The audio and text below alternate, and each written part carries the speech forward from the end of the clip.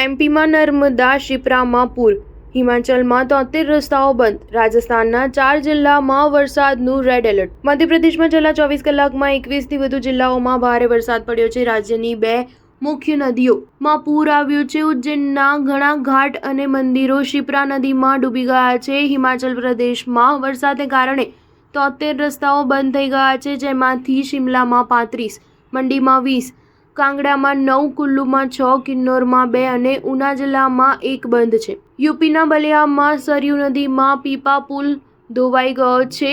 લખીમપુર ખીરીમાં નાળામાં 2 યુવાનો ડૂબી ગયા, તેમાંથી એકનું મોત થયું છે. આજે રાજસ્થાનના 4 જિલ્લામાં વરસાદ માટે રેડ એલર્ટ છે. કેન્દ્રએ કહ્યું કે હિમાચલ પ્રદેશમાં 27 જૂને ચોમાસાની સિઝનની શરૂઆતથી અત્યાર સુધી વરસાદ સંબંધિત ઘટનાઓમાં 140 લોકોએ જીવ ગુમાવ્યા છે અને રાજ્યને લગભગ 1212 કરોડ રૂપિયાનું નુકસાન થયું છે. બિહારના ભાગલપુરમાં જળ સંસાધન વિભાગના મુખ્ય ઇજનેર નિરીક્ષણ દરમિયાન ગંગામાં તણાઈ ગયા હતા. તેમણે લાઈવ જેકેટ પહેર્યું હતું, છતાં તેઓ ડૂબ્યા ન હતા.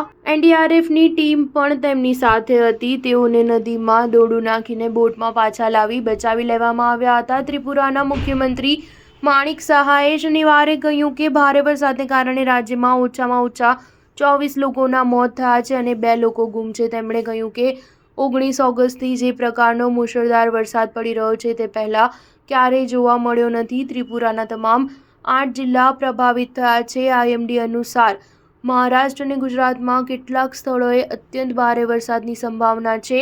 ઉત્તર પ્રદેશ, પશ્ચિમ રાજસ્થાન, પૂર્વ મધ્યપ્રદેશ, પશ્ચિમ બંગાળ અને સિક્કિમ, બિહાર, ઝારખંડ, ઓડિશા, આસામ અને મેઘાલય, ત્રિપુરા, કેરળ, દરિયાકાંઠાના આંધ્રપ્રદેશ અને કર્ણાટકમાં કેટલાક સ્થળોએ 7 સેમી સુધી વરસાદની શક્યતા છે. સ્ટાર ન્યૂઝ 7 હંમેશા સચ્ચાઈની સાથે.